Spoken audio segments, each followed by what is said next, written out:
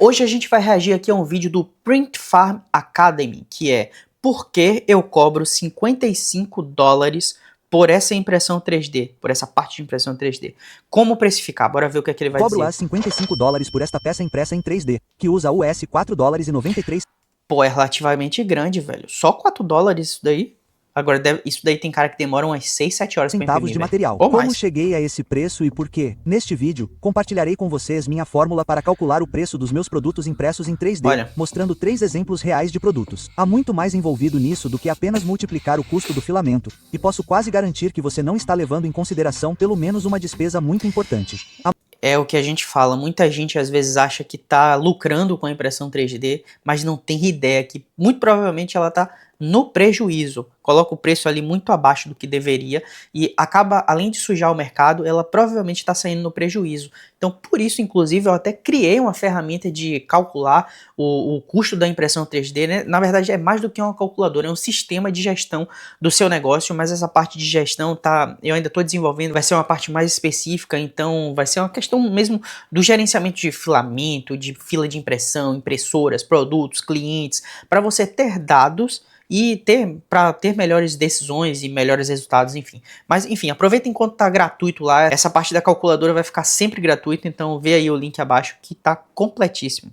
A maioria das pessoas tem cálculos super simplificados sobre quanto uma peça impressa em 3D deve custar, e eu sou totalmente a favor da simplicidade quando possível. Acredite em mim, não há razão para complicar as coisas apenas por diversão, mas se você não tomar cuidado, poderá cobrar muito menos por produtos ou peças impressas em 3D que você produz como um serviço, o que significa que você está administrando uma instituição de caridade, não um negócio. O truque é descobrir qual é realmente o custo total da peça, e neste vídeo, mostrarei como faço exatamente isso. Qualquer fabricante que fabrica algo está bem familiarizado com esse custo de aterrissagem. É a base para estabelecer preços e saber suas margens reais. Como empreendedores de impressão 3D, precisamos ter o mesmo nível de precisão para descobrir o custo de entrega de nossas peças. Felizmente, não temos cadeias de suprimentos e processos de fabricação complexos. Então, é bem simples de calcular. É assim que eu faço. Os principais componentes do custo de entrega de nossas peças impressas em 3D são materiais, brutos e comprados, mão de obra, embalagem e envio, e custo de máquina. Todo esse primeiro grupo é chamado de custo dos produtos vendidos. Esse último item é o componente que vejo a maioria das pessoas deixando de fora.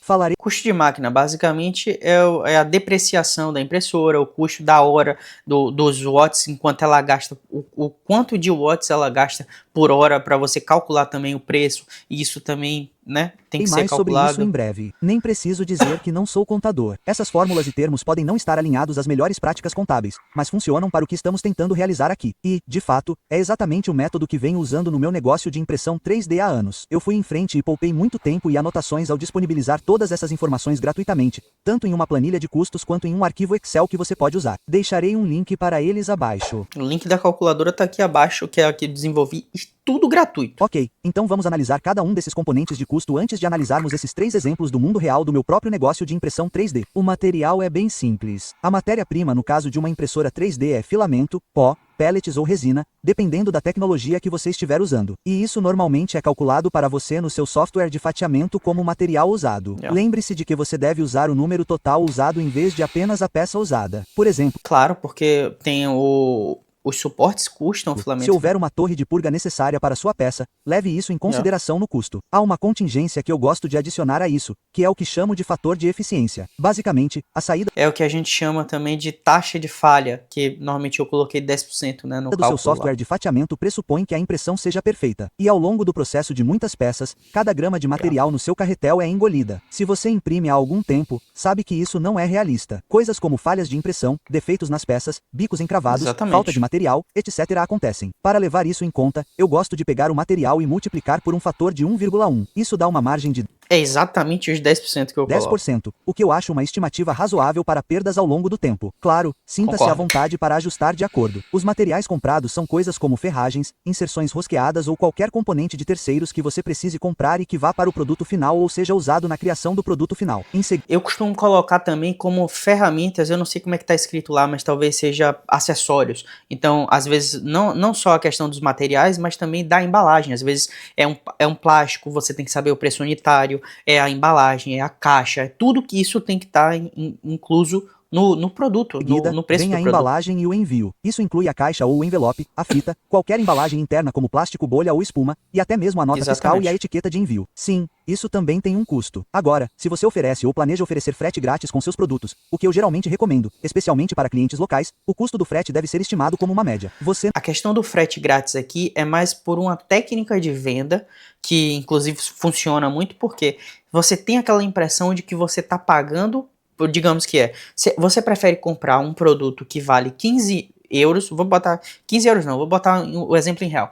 Você comprar um produto de 50 reais e pagar 20 de frete, ou você prefere comprar um produto de 70 reais e ter frete grátis? Isso tem nada mais é uma técnica de venda. Então é você embutir o preço do frete já no produto e ter lá o produto final já com isso precificado.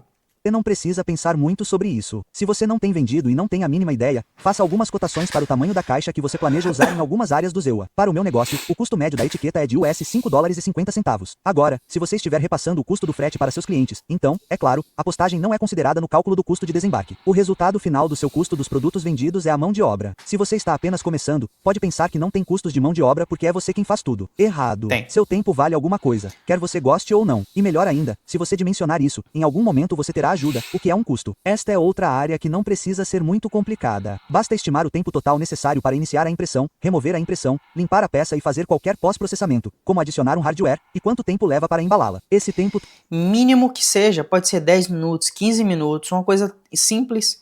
E talvez você botar o preço da sua hora ali, você tenha isso calculado. Isso também eu tenho no sistema lá, total viu? será então multiplicado por uma taxa horária. Você define a taxa com base na sua situação, mas se precisar de um ponto de partida, use as 20 dólares por hora. Esse seria um custo realista de contratar um funcionário para fazer o trabalho. Isso não significa que ele ganhará as 20 dólares por hora. Isso é na realidade dos Estados Unidos, tá? Então, o que é que você poderia fazer? Obviamente, você vai clicar no link e vai estar lá automático, mas como você define o valor da sua hora?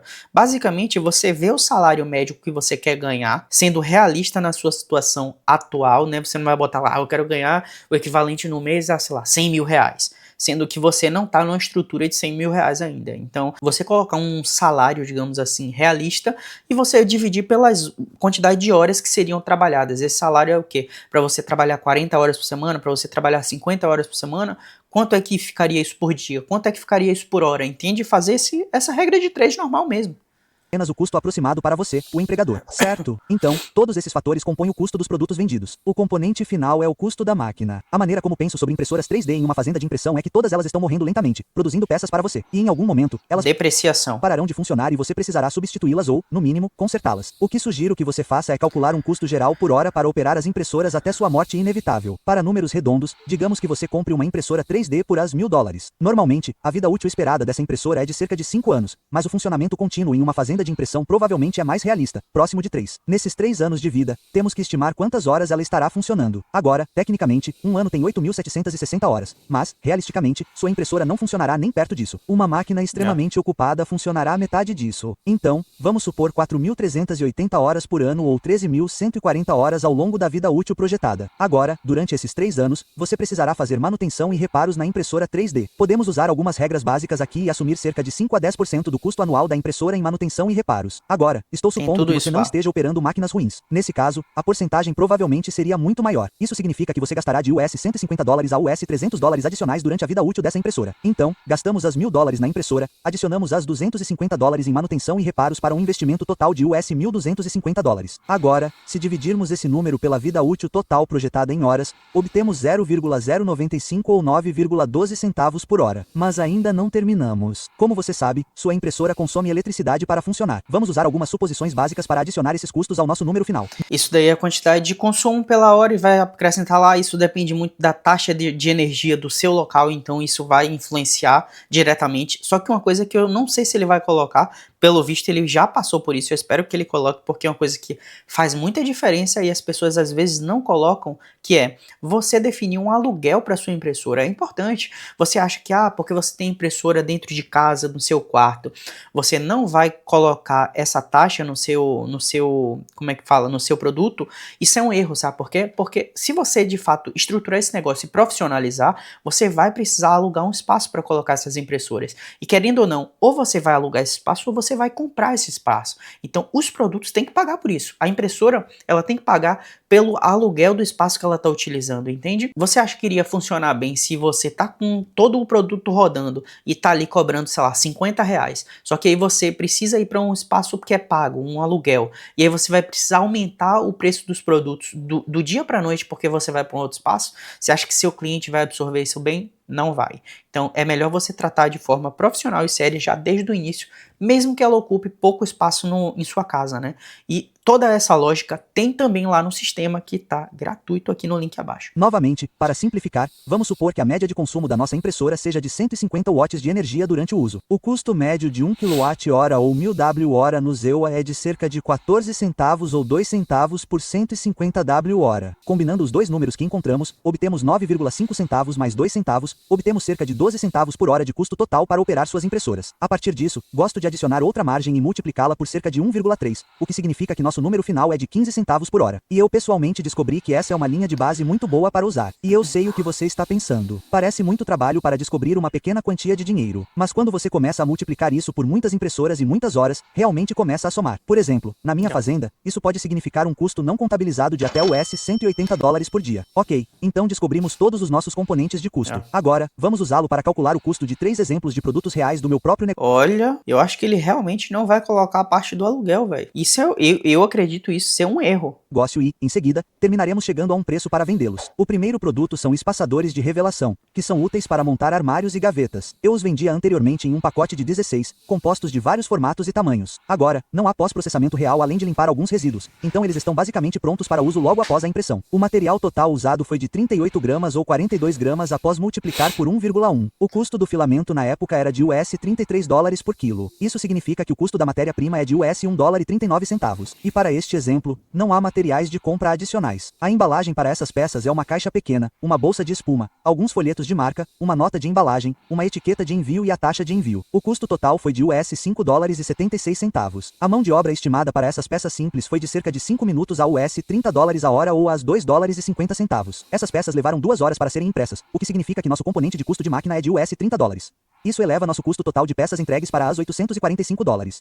A seguir, temos esses cabides para suas baterias de volta. Eles permitem que você mantenha suas baterias DW organizadas em sua loja e as mantenha fora do caminho. Para este exemplo, usei um pacote de 6, que é uma configuração bastante comum. Agora, novamente, com eles, não houve pós-processamento real como os calços, além de limpar os fios aleatórios ou melecas. O material total usado foi de 163 gramas ou 179 gramas após multiplicar por 1,1. O custo do filamento na época era o mesmo, US $33 o quilo. Isso significa que o custo da matéria-prima é de US $5,98. E, assim como antes, não há materiais adicionais comprados que acompanham isso. A embalagem também era a mesma de antes, US $5,76. A mão de obra estimada para essas peças foi ainda menor do que antes. Pô, que embalagem cara da... Ah, é porque a embalagem entrega, de apenas 2 minutos a US $30 a hora, o que significa as $1. E essas peças levaram 5,1 horas para serem impressas, o que significa que nosso componente de custo de máquina é de US $77. Isso eleva nosso custo total de peças entregues para as $13,50. Agora, para o número 3, escolhi um exemplo bastante intensivo manualmente, principalmente para mostrar o impacto da mão de obra e outros custos de material. Este é um gabarito estoplo para uso com uma serra de esquadria. Agora, há uma quantidade razoável de pós-processamento nesses materiais, o que inclui a instalação de um total de 6 inserções de fixação a quente, 4 parafusos, uma placa de alumínio, um parafuso em T, arruela e um botão. O material total usado foi de 65 gramas ou 71,12 gramas após multiplicar por 1,1. O custo do filamento foi consistente novamente em AS $33 o quilo. E isso significa que o custo da matéria-prima é de US $2,38. O preço dos materiais de compra, no entanto, totalizou AS $563. A embalagem para esta peça é novamente idêntica e esse custo foi de US $5,76.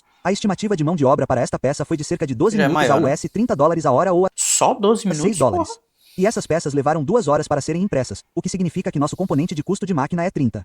Isso eleva nosso custo total de peça entregue para as $20,70. Tudo bem, então temos nossos custos de entrega e espero que você possa ver que o custo do filamento não é, na verdade, um bom indicador do que realmente é o custo total. Agora, como chegamos a um preço para vendê-los? Bem, existem algumas escolas de pensamento aqui. A primeira é definir uma margem de lucro razoável desejada e simplesmente multiplicar seu custo por esse fator para estabelecer o preço. Em muitos casos, isso funciona e, no mínimo, é uma ótima verificação da intuição para começar. Por exemplo, se eu quisesse uma margem de lucro de 50% para os espaçadores de revelação, o preço de venda seria em torno de US $20.